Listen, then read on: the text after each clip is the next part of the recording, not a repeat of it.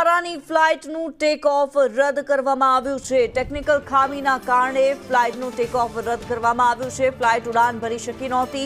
અમદાવાદથી દિલ્હી જતી ફ્લાઇટનું take off રદ કરાયું હોવાની માહિતી પ્રાપ્ત થઈ રહી છે। તમામ મુસાફરોને ફ્લાઇટમાંથી નીચે ઉતારવામાં આવ્યા। એરપોર્ટ પર તમામ મુસાફરો રજળી પડ્યા હતા। ત્યારે અમદાવાદ એરપોર્ટ પર તમામ મુસાફરોને ફ્લાઇટમાંથી નીચે ઉતારી દેવામાં આવ્યા। ટેક ઓફ રદ કરી દેવામાં આવ્યું હતું। વિસ્તારાની ફ્લાઇટ સાથે જે ઘટના સામે આવી રહી છે, જે માહિતી સામે આવી રહી છે, અમદાવાદથી દિલ્હી જતી ફ્લાઇટનું ટેક ઓફ રદ કરવામાં આવ્યું હતું। વિસ્તારાની આ ફ્લાઇટ કે જેમાં ટેકનિકલ ખામીના કારણે ફ્લાઇટની ઉડાન રદ કરવામાં આવી હોવાનું સામે આવી રહ્યું છે।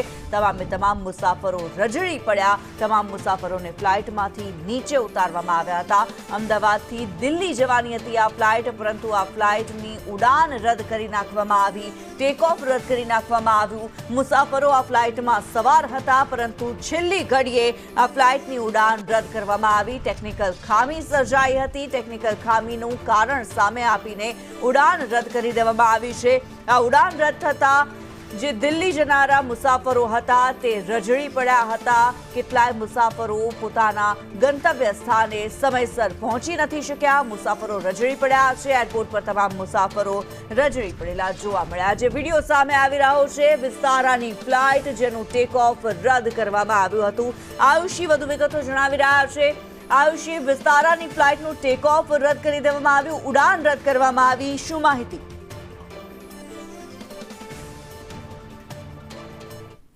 રદ કરવામાં આવ્યું જ્યારે મુસાફરો એરપોર્ટ પર પહોંચી ગયા અને તેઓ જ્યારે એરક્રાફ્ટની અંદર પણ સવાર થઈ ગયા ત્યારબાદ તેમાં જે ટેકનિકલ ખામીના કારણે મુસાફરોને બહાર ઉતારવા પડ્યા અને ત્યારબાદ પરત તેમને એરપોર્ટ લઈને આવવામાં આવ્યા હતા અને જેને લઈને મુસાફરો દ્વારા હજી હોબાળો પણ ક્યાંક કરવામાં આવ્યો હતો, કારણ કે મુસાફરો રજળી પડ્યા હતા।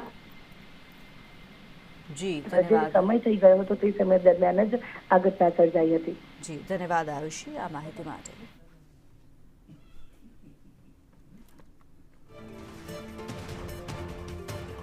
અમદાવાદ એરપોર્ટના દ્રશ્યો અમે આપને બતાવી રહ્યા છીએ। વિસ્તારાની ફ્લાઇટ કે જેની ઉડાન રદ કરી નાખવામાં આવી। અમદાવાદથી દિલ્હી જઈ રહી હતી આ ફ્લાઇટ જેનું ટેક ઓફ રદ કરવામાં આવ્યું। મુસાફરો ફ્લાઇટમાં સવાર થઈ ગયા હતા। ફ્લાઇટની ઉડાન છેલ્લી ઘડીએ રદ કરવામાં આવી છે।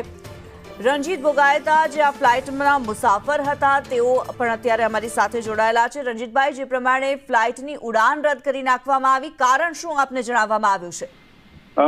કારણ તો ટેકનિકલ પ્રોબ્લેમ બસ એટલું જ જણાવવામાં આવ્યું છે, પણ અત્યારે એવું જાણવા મળે છે કે કંઈક એમાં પાર્ટ પ્રોબ્લેમ છે। તો એ લોકો એવું કહે છે કે અમે લોકો મુંબઈથી કોઈ પાર્ટ મગાવ્યો છે બીજી ફ્લાઇટમાં, એ પાર્ટ આવશે ત્યારે અમે પાર્ટ એમાં એટેચ કરશું, ટેકનિકલ પર્સન અમારા, અને પછી અમે એ જ ફ્લાઇટ કન્ટિન્યુ કરશું। અને એનો અમને ટેન્ટેટિવ ટાઈમ આપ્યો છે 6 વાગ્યાનો, પહેલા 2:40 આપ્યો હતો, હવે 6 વાગ્યાનો ટાઈમ આપ્યો છે। જી, રણજીતભાઈ, કેટલા મુસાફરો હતા તમારી સાથે? લગભગ કેટલા મુસાફરોની સાથે આ ઉડાન ભરવાની હતી? તો મેડમ ફ્લાઇટ ફૂલ હતી, અરાઉન્ડ 200 to 250 ની આજુબાજુમાં હોઈ શકે। ફૂલ ફ્લાઇટ હતી, કોઈ એક બી એમ્પ્ટી સ્પેસ નહોતો, કોઈ સીટ ખાલી નહોતી એમાં। જી, અને આજે ફ્લાઇટ અત્યારે રદ કરી દેવામાં આવી છે। ખાસા કલાકોનો સમય તમારો જે વેડફાઈ રહ્યો છે, કેટલી સમસ્યા, કેટલી મુશ્કેલી? સમસ્યા તો મેડમ પોતપોતાની બધાને ખૂબ છે।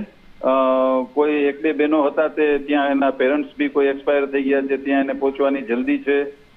કોઈને સામે બીજી ફ્લાઇટ છે, એટલે આમ પોતપોતાની રીતે ખૂબ બધા પરેશાન છે।